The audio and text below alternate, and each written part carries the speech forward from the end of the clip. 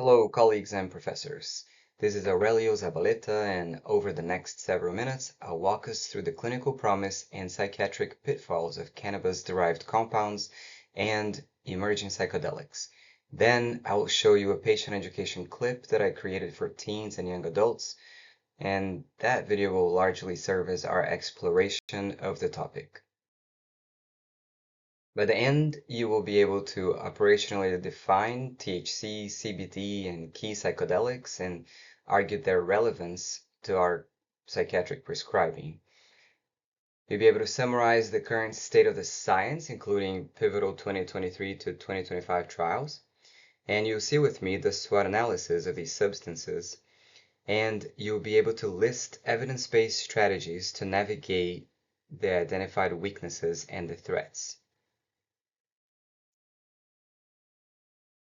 Why does this topic matter right now? Well, youth cannabis potency has quadrupled since 1995. ER visits linked to edibles are up 60% in the last 5 years, and FDA fast-track designations for psilocybin and MDMA therapies mean that our prescribing landscape is changing fast. Over the last 3 decades, the average delta-9 THC concentration in the US retail cannabis has quadrupled, while CBD content has fallen to near trace levels. Again, emergency department visits tied to edible cannabis are up 60% in just 5 years, and a third of those visits involve adolescents or young adults. At the same time, the FDA has granted breakthrough therapy status to both psilocybin and MDMA for severe mood and trauma disorders, respectively. That signals that these agents could appear on our formularies within the next few years. In other words, whether we like it or not, our patients, and especially our teen patients, are already experimenting with high-potency cannabinoids and increasingly asking about psychedelics. If PMH&Ps don't provide science-based guidance, TikTok will. That is why relevance isn't merely academic. It's a daily clinical reality. In adults with treatment-resistant depression, a single 25 milligram dose of psilocybin produced a 12-point drop in the Montgomery-Åsberg Depression Rating Scale when compared to a 5.4-point drop only in the group receiving 1 milligram, which was the placebo-ish group. But the higher dose was associated with 77% transient headache and some suicidal ideation reports. Still, that was a 6.6-point difference. Just for perspective, in that depression rating scale, moderate depression is defined as a score of 20 to 34. A 2024 meta-analysis of 6 randomized controlled trials found that MDMA-assisted therapy roughly doubled remission in chronic PTSD while maintaining a favorable safety profile. Meanwhile, a July 2025 JAMA trial reported that daily 300 milligrams CBD elevated ALT enzymes in 17% of healthy adults. That study was done with healthy adults to see if consumer-level chronic use affected liver enzymes.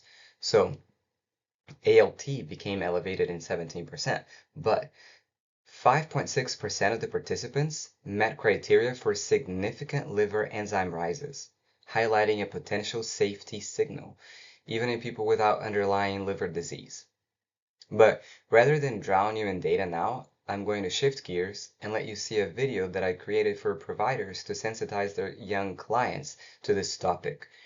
After that, we will return to scholarship mode for a SWOT and strategy session. Okay, switching hats. Imagine I'm on TikTok and maybe in clinic with a 17-year-old. Here's the clip. Hey friends, today we're diving into something that a lot of people are talking about, cannabis. Whether it's weed, THC vapes, edibles, or Delta-8 gummies, it's everywhere, and it continues to get a lot of hype. Before we dive into the risks, I want to be clear. cannabis does have legitimate medical uses. For example, CBD, the main non-psychoactive compound found in cannabis, is FDA approved in the form of Epidiolex to treat rare and severe types of childhood seizures. And on the other hand, THC, the compound that causes the high, also has approved medical uses. Synthetic versions of THC, like dronabinol, maybe you've heard Marinol, same thing, and Nebulone, which is also called Sesamet, are also used to treat nausea from chemotherapy. These same synthetic versions of THC are sometimes given to people with appetite loss because of cancer or AIDS. And although there's no FDA approval for this, there's also some solid evidence that cannabis products containing THC can help relieve chronic nerve pain in adults, especially when other treatments have failed. So yes, cannabis and its compounds can help people with serious conditions. But today's video is about how cannabis impacts our mental health and about how you can make informed decisions, especially if you're young and you're taking medications that cannabis might interact with. What do I mean by young? Well, you want to be very careful with cannabis while your brain is still developing, which, by the way, it won't stop developing until around age 25 for women and 27 for men. And again, if you're taking psych medications, they often interact with cannabis. So, what does cannabis actually do to your mental health? Let's have a chat. No shame, just facts, hope, and a little wisdom. First, let's clear up what cannabis is. Cannabis is a plant that contains hundreds of chemical compounds, but two of the most well-known are tetrahydrocannabinol, or THC, and cannabidiol, CBD. THC is the one that can get you high. It affects parts of the brain responsible for memory, learning, coordination, emotions, and decision making. CBD doesn't make you high, and it may have some medical uses, like treating seizures, but it still has some side effects and interacts with other medications. Now, some of you might be thinking, but they're natural. It grows from the ground. True, but so does poison ivy, and we don't roll around in that for fun. How about psychedelics?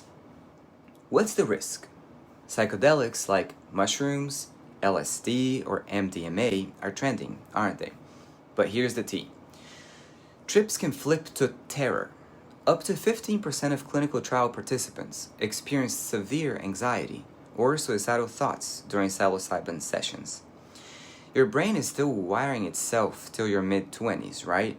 So, high-dose psychedelics can scramble that wiring, boosting the chance of lasting psychosis, especially if you have family mental health history.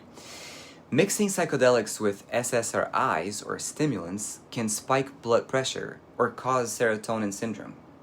Not fun. Bottom line, just because Silicon Valley calls it microdosing doesn't mean it's micro risk. But do they ever help?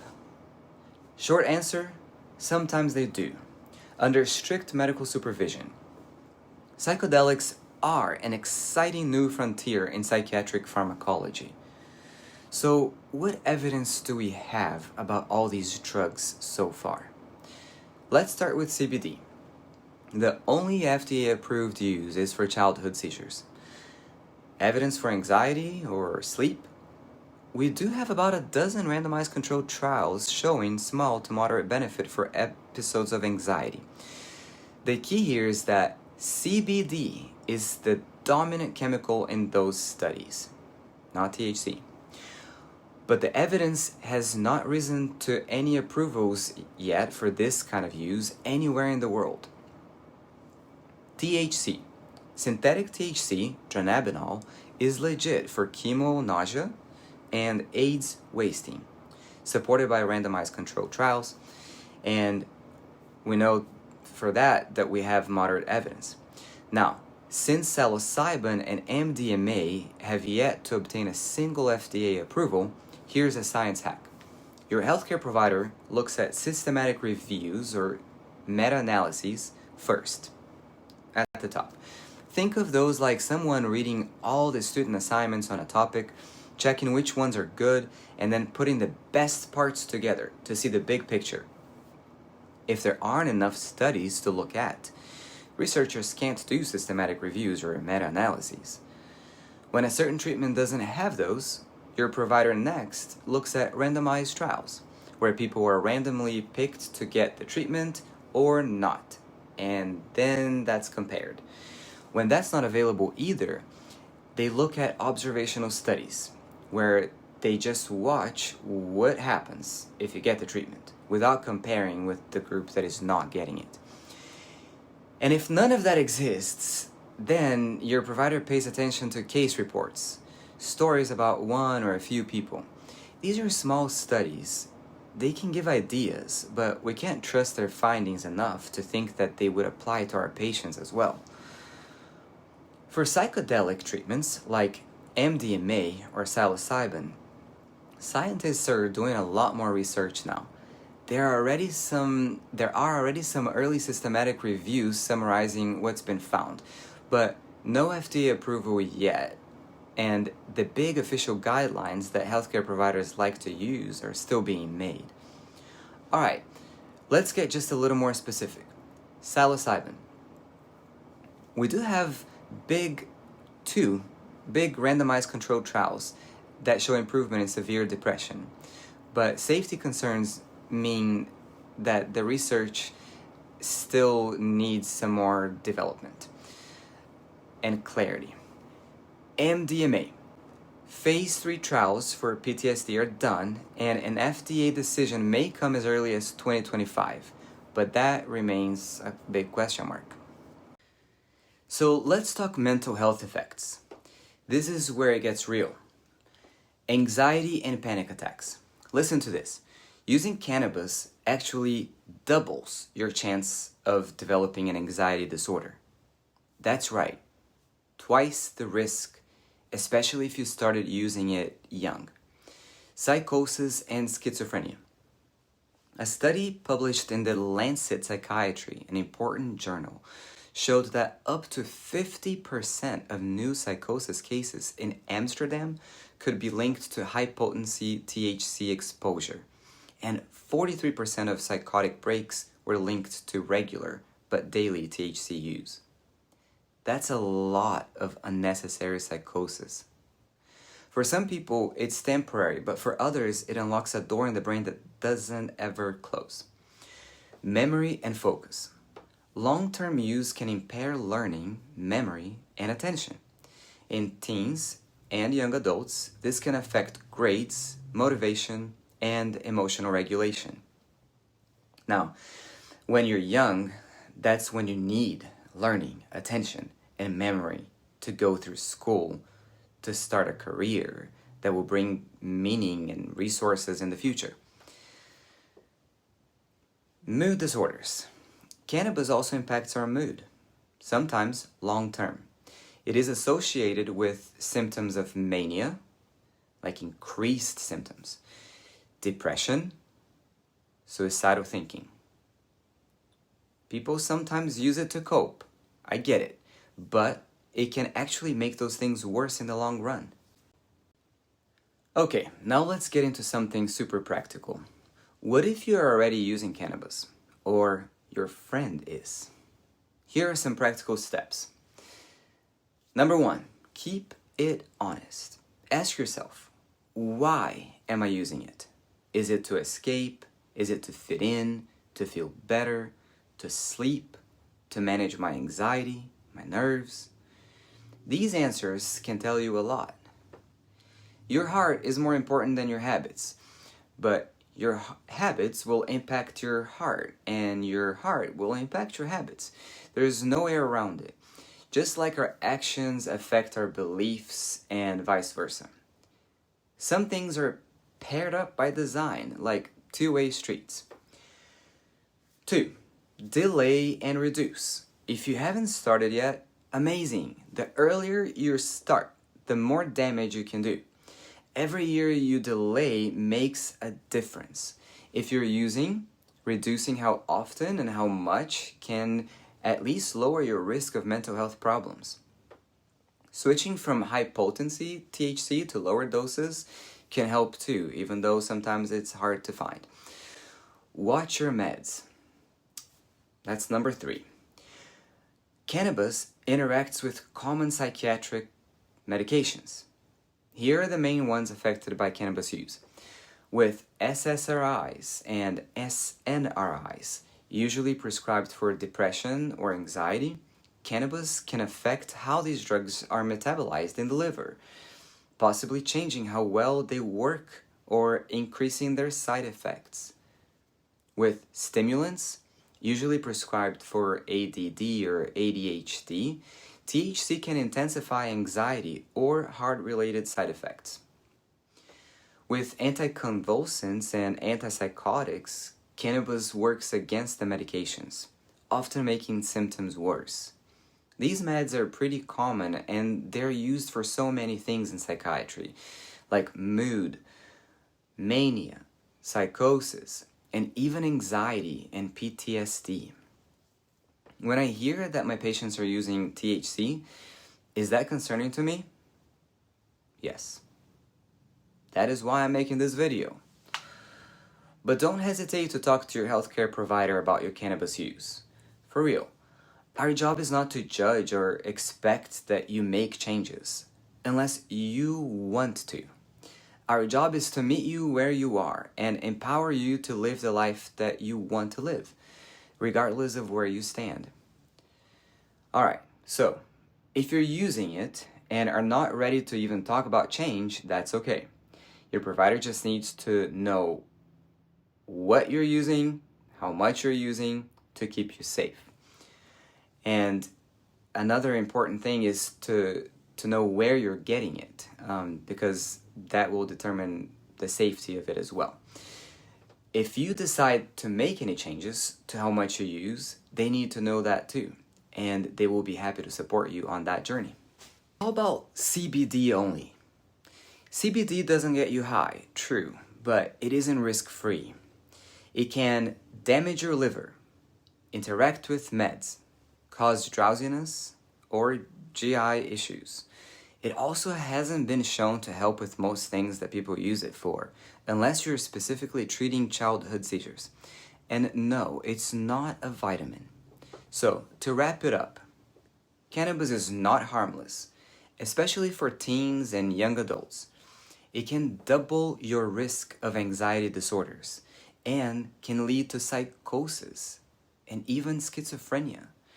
It messes with memory, focus, and emotions. It can interact with meds and mess with your treatment plan. But most of all, there's hope. You don't have to be stuck in a habit or a fog. Real peace, healing, and clarity are possible. Number 4, get support. If you decide to stop or cut down, you won't have to do it alone. Whether it's a school counselor, a therapist, a pastor, or a friend who really listens, having someone walk with you matters. There are also great free resources like samhsa.gov, and that is SAMHSA.gov. There's the Build the Brain campaign, 60-second videos on marijuana risks from the CDC and SAMHSA. And then number 5, fill the gap. We were made with a desire to connect and to be in community with others. Cannabis, like other drugs, and like many habits too, distract us from that. They don't satisfy us long term. If you cut back or stop using it, something will need to take that place. Replace it with something life-giving, like more music, nature, sports, prayer, journaling, serving others, and more real conversations. When you fill your life with what's truly good, there won't be much room for what drags you down. Thank you for hanging out with me today. If you want to learn more, I put together a PDF of this video with all the references. There is a link for it in the description. You've got this. See you next time. Now that you've seen the teen-facing clip, let's zoom out and think strategically. Strengths. Cannabinoids and psychedelics work on brain systems that most medications don't touch, and in careful, supervised settings, they've shown real promise for hard-to-treat depression and long-term PTSD. People also like them because they feel like they're more natural or because they provide meaningful experiences. Weaknesses. We still don't have good long-term safety data. Products you get outside of research settings are often inconsistent in quality, and things like CBD and THC can interfere with how other meds are metabolized in the liver. Opportunities. Rules around these substances might change soon. More patients can get help through telehealth, and PMHNPs could become trusted guides in helping people use them safely and making sense of their experiences. Threats. Illegal products keep getting stronger, misinformation spreads fast online, laws vary a lot by state, and there's real risk for clinicians advising on these before they're fully FDA approved. Looking at all four SWOT areas keeps us balanced, not blindly hyping these new interventions or automatically writing them off. So how do we translate that SWOT into action? Well, first, embed a universal cannabis and psychedelic screener, assist for substances, and the psychedelic integration scale for past trip sequela into every intake and document it just as you would alcohol or benzodiazepines. Second, run an interaction checker whenever CBD, THC, or psilocybin shows up. Most SSRIs, SNRIs, and atypical antipsychotics share CYP450 lanes with these compounds, particularly 3A4, a major one, and 2C19. Third, draft a shared decision contract that spells out dosing limits, abstinence windows before driving, and an emergency contact plan. Courts favor clinicians who can show proactive risk mitigation. Fourth, lean on motivational interviewing micro skills, open-ended questions, affirmations, reflective listening. These move ambivalent users toward safer patterns. A 2022 college sample randomized controlled trial cut weekly cannabis use by 30% with just 2 MI sessions. And finally, curate a referral list of DEA-registered psychedelic research sites or ketamine clinics so you can point patients to evidence-based settings rather than underground guides. These 5 moves won't eliminate every hazard, but they shift the balance of power back to informed and collaborative care. Thank you.